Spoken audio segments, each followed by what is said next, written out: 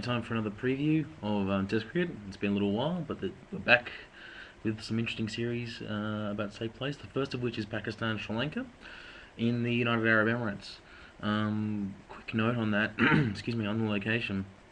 I've always thought that Pakistan should have been playing Test matches at the U.A.E.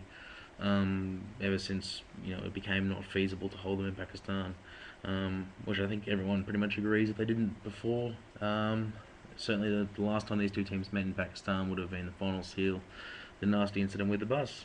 So playing the playing the UAE, which is really good because it means that Pakistan still has some semblance of a home field advantage, playing in a similar set of conditions. A lot of Pakistani expats there, so I'm very much in favour of that move. I think it's really good for cricket.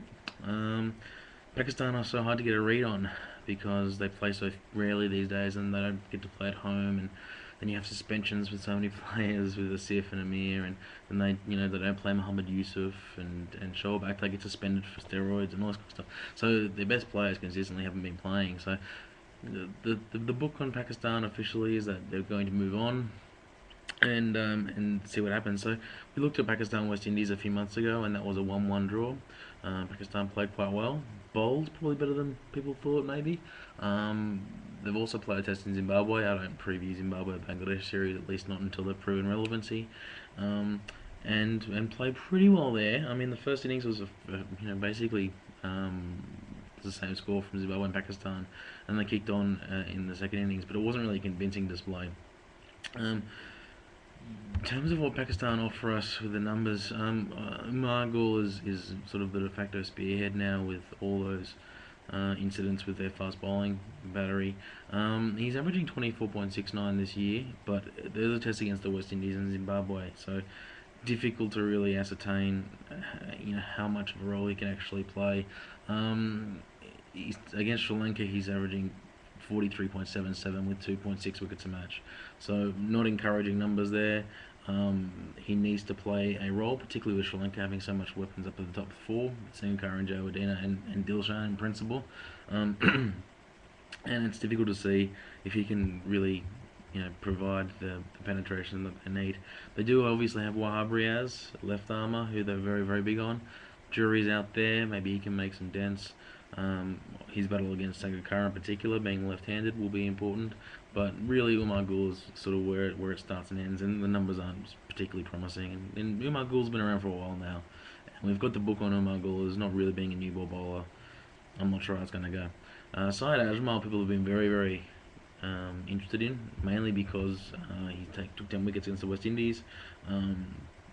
I saw him against Australia here and was not impressed.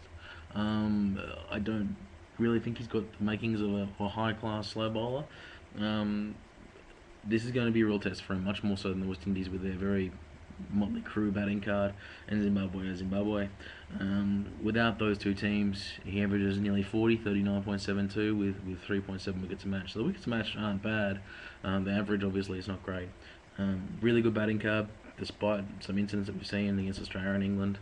That will be taking on Syed Ajmal in good batting conditions. Sharjah, one-day international pitch, you would imagine Sri Lanka can score some runs there. Not a lot of worries in the bowling attack, again, notwithstanding the fact they do have some youngsters that could always burst through and do some crazy stuff. I do know Wahab Riaz is very highly rated by a lot of people. Yunus Khan, look, it's going to be a bit of a wasted career, it seems, with Yunus Khan. He's been the last, since 2005, he's averaged 52 plus in every single year. He's a very, very good player. He's averaged 60 plus in the last 3 years, but he's only played 37 tests in that time, 6 or 7 years. So he's not, because of all the strife and all those kind of political incidents, Yunus Khan just isn't getting to play a lot of cricket, which is unfortunate. But he did score 313 in the last series against Sri Lanka and has a lot of experience playing Sri Lanka. 15 of his 68 tests in general have been against the Sri Lankans. So he's, in any series, he's a big player for Pakistan, but maybe particularly this series, just because they're a young team, they're relying on those people with experience, and he can bring that, albeit against the Sri Lankan attack that's obviously a lot new look than we're used to. He's really also the only real century threat. I mean, Misbah al-Haq's been good. He's averaged 88 in his 7 tests as captain, but he's not a century maker. His highest score, despite averaging 88, he's 102 not out. He collects not outs. He's had 5 in the 13 innings of those tests. So Yunus Khan is the big score guy, and generally playing in these conditions, you need to put up a really large score and then bowl and bowl and bowl. For Sri Lanka, the series against Australia did not go well. It goes without saying. Batted extremely poorly, particularly Dilshan. To single him out, both dismissals in the first test, which they lost, was the deciding test, were very, very, very poor. Sangakkara was out to Michael Hussey, who got 2 wickets in the series. Jawadena was run out, another example. Nathan Lyon got a wicket with his first ball against Sangakkara. You know, this is not good enough really for Sri Lanka, and they should know that. And in some ways, the selectors reacted to that by dropping Samawera. He's not on this tour either, which is very surprising, especially with his numbers in Asia. I'm not sure I'm in favour of that. We'll see how it works out, but you are dropping a 50-plus player who's knows Asian pitches very well. Aside from that, there's more selection dramas that really concern me with Sri Lanka. They don't really seem to know if they're coming or going. And should Mendes have played? I don't necessarily think it was critical, but I also don't think it would have been a bad idea to trot him out there for at least one test. They dropped Herat, which makes no sense. He's clearly the most steady, experienced, solid bowler in their team. To drop him was really a very bad decision in my opinion. And then they sort of brought him back. They just had this sort of chop and change, sort of panic mode style approach to what they were doing. Angelo Matthews had a really good series. They've been waiting on him to come through for quite some time. Played well, century, a couple of scores. I suppose that might offset the lack of production and then the lack of actual presence of Samawera. Batting cast still looks good. The numbers against Sri Lanka, against Pakistan are very, very, very good. Sangakkara averages 77.29 against the Pakistanis. That's higher against anyone else except Zimbabwe. This year has not been a good one. Averaging only 37 this year with only 1 century in the 11 innings.